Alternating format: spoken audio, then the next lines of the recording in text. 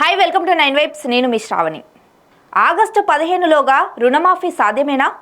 Parliament ఎన్నికల ప్రచారంలో రుణమాఫీ అంశమే కీలకమయ్యిందా? బీజేపీ బీఆర్ఎస్ రేవంత్ను టార్గెట్ చేసేందుకు రైతు రుణమాఫీ అంశాన్ని ప్రధానంగా తీసుకున్నాయా?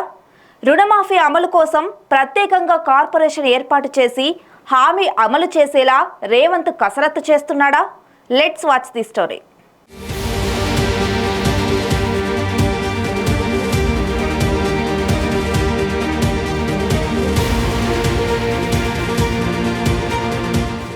తెలంగాణలో రైతు రుణమాఫీ అమలు ఇప్పుడు ప్రస్తుతం పార్లమెంటు ఎన్నికల ప్రచారంలో రుణమాఫీ అంశమే ప్రధాన ప్రచారాస్త్రంగా మారుతోంది.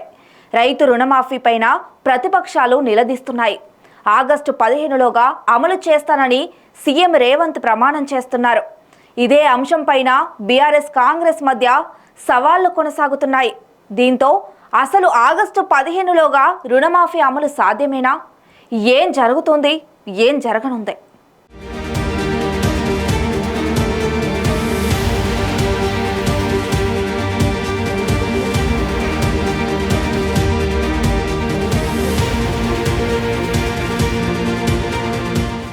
తెలంగాణలో అధికారంలోకి వచ్చిన కాంగ్రెస్కు ఇప్పుడు పార్లమెంటు ఎన్నికలు ప్రతిష్టాత్మకంగా మారుతున్నాయి. రేవంత్ సమర్థతకు పరీక్షగా నిలుస్తున్నాయి. బీజేపీ బీఆర్ఎస్ రేవంత్ను టార్గెట్ చేసేందుకు రైతు రుణమాఫీ అంశాన్ని ప్రధానంగా నిలదీస్తున్నాయి.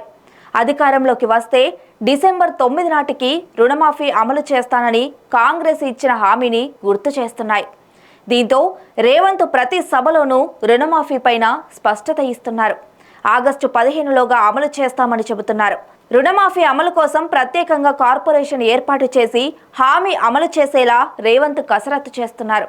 అయితే చెబుతున్న సమయంలోగా సాధ్యమేనా అనేది సందేహంగా మారుతోంది.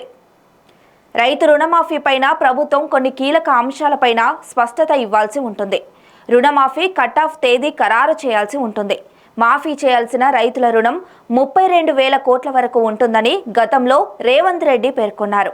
కార్పొరేషన్ ఏర్పాటు ద్వారా రుణమాఫీ చేయాలని భావిస్తే బడ్జెట్తో సంబంధం లేకుండానే నిధులు కేటాయించాల్సిన అవసరం ఉంటుందని నిపుణులు చెబుతున్నారు. బ్యాంకుల రుణాలను కార్పొరేషన్కు బదలాయిస్తే ప్రతి నెల ఖచ్చితంగా బ్యాంకులకు చెల్లించాల్సి ఉంటుంది. కార్పొరేషన్కు రుణాలను బదిలీ చేసేందుకు బ్యాంకులు అంగీకరించాలి. కార్పొరేషన్కు రెగ్యులర్గా వచ్చే ఆదాయ మార్గాలను బ్యాంకులకు చూపించాల్సి ఉంటుంది. దీంతో పాటు బ్యాంకులకు ప్రభుత్వం నమ్మకం కల్పించాలి. బాండ్స్ రూపంలో కానీ ఇతర మార్గాల్లో కానీ బ్యాంకులకు ప్రభుత్వం షూరిటీ ఇవ్వాల్సి ఉంటుందని అధికారులు చెబుతున్నారు. దీంతో ఇప్పుడు రుణమాఫీ అమలు వ్యవహారం సీఎం రేవంత్కు ప్రతిష్టాత్మకంగా మారుతుంది. అదే ప్రతిపక్షానికి కలిసి వచ్చే అంశంలా మారుతోందా అనేది వేచి చూడాల్సిన అంశం. ఇలాంటి మరిన్ని అప్డేట్స్ కోసం చూస్తూనే ఉండండి 9 వైబ్స్.